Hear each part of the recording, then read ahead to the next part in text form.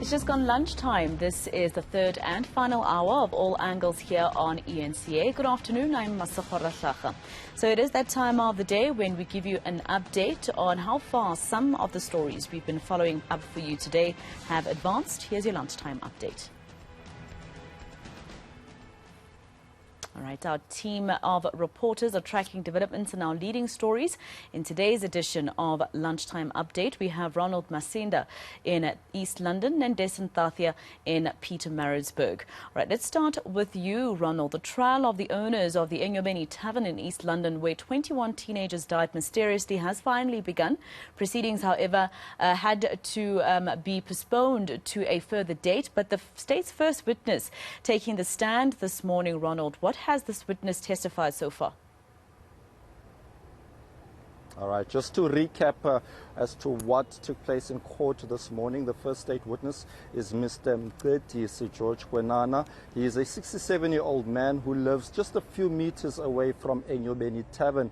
He did confess that at some stage he used to drink at Eatery Tavern, but then stopped due to young people frequently going to Eatery Tavern. He says that at his community of Scenery Park, they used to complain about the unruly behavior where some of the kids used to go into their own yards as well as litter and do all sorts of ugly things, and that this took place frequently every weekend, where the music will be heard loud at around 4 a.m. this morning. But some of the things that were at the center of this was just that, the noise levels that people used to complain about, and the defense of the Ndevus arguing that they know that there was also another tavern about 100 meters away from Eatery Tavern, which is Eatery Tavern, and that there could have been people from that particular tavern who were part of the noise, and not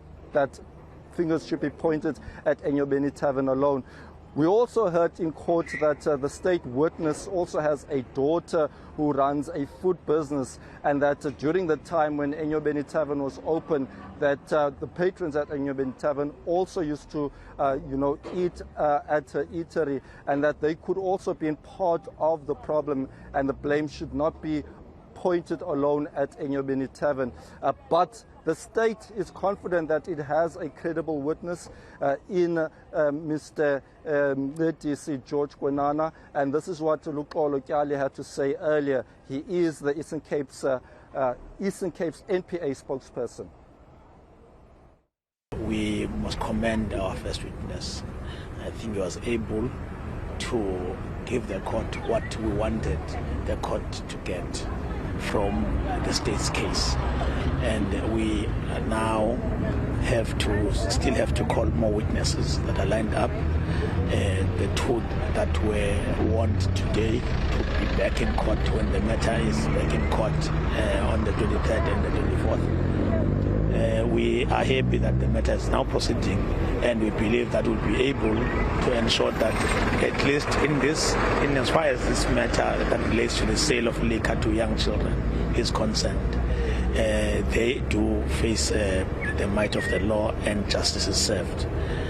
Of course, we have the sensitive matter relating to the deaths of the 21 children.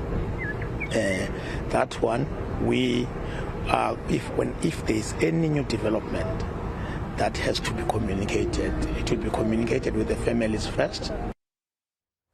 Right, we've also just been joined by Hedi Giokos in Johannesburg, but let's start with Dasen before we go to Hedi. Dasen, you're looking into the investigations into the last week's tragic massacre of the Memela family in Mbali Township in Mgungundlovu in KZN. I understand the family has now identified the bodies at a local morgue. That's right, Masego. In fact, that's where we are now. We're outside the mortuary. Over the past 2 days, some of the relatives had the very sad and tragic task of having to identify their loved ones that were killed in that massacre that left 10 members of that family dead. Although it was largely the Memela family, there were also 2 other people that were there, which were partners of some of the children that were in that home. Now, this is it's an extremely worrying story, because the question that many people have been asking is, why would anyone go into this home and murder an entire family and also not take anything. So certainly then that rules out the possibility of it being a robbery. And at the time, police were not clear on the motive. They said that they were still investigating, but we have been talking to people in the area. We've been talking to various sources. And at this point, we've been able to establish that this killing may have been a revenge attack of sorts, because last year, the head of that household, Mr. Memela, was murdered in November. And we are led to believe, from interacting with both police officials as well as community members as well, that this has something to do with the survivor, the person who survived this particular attack. Apparently there was an altercation between him and some of the local gangsters in the area. As a result of that, there could have been a revenge attack against this family. I'll also stress that the matter is still under investigation, so this is something that police are looking into. There's also been, over the past few days, there have been questions over the condition of those that have been injured. Fortunately, we are told that the person who was injured in this attack, a young child, is also recovering well. And there's also a suspect that is still outstanding. A little bit of new information that's come through, Masego, is that initially we were told that there was one suspect that was killed, there was one that was, or two that were arrested. In addition to that, one of them being injured. We've since established that the other person who was injured is not actually a suspect in this case. In fact, he was caught in the crossfire when there was that shootout between police and suspects just shortly after this murder took place on Friday. Let's listen to this update now from Brigadier Jay Naika of the SAPS, who talks a bit more about the investigation. In terms of the investigation into the murder of 10 people at Mbali on last week Friday, the investigation is still ongoing. As we confirmed on Friday, the main suspect was killed during a shootout with police. The second suspect, who was arrested at the scene, was charged on 10 counts of murder, 3 counts of attempted murder, as well as 2 counts of unlawful possession of firearms and ammunition. The 27-year-old suspect appeared before the Pietermaritzburg Magistrate Court yesterday morning. The matter was remanded to the 5th of May for a bail application, and the accused was remanded into custody pending the bail application. At this stage, police are still looking for one more suspect who escaped during the shootout on Friday. All right, and lastly, Hedi, a week is a long time in politics in South Africa, and residents of Johannesburg in particular are without a mayor again. We are expected as residents to welcome a 5th mayor next week, and this is in less than 2 years after the local government elections. But what has been the reaction to last night's developments, Hedi? Yes, certainly, Masego. I must say that maybe a day is too long in politics, because it's literally like political musical chairs happening here. We do know that Thapelo Ahmed resigned late last night after he was facing a motion of no confidence that was brought by the Democratic Alliance and Action SA.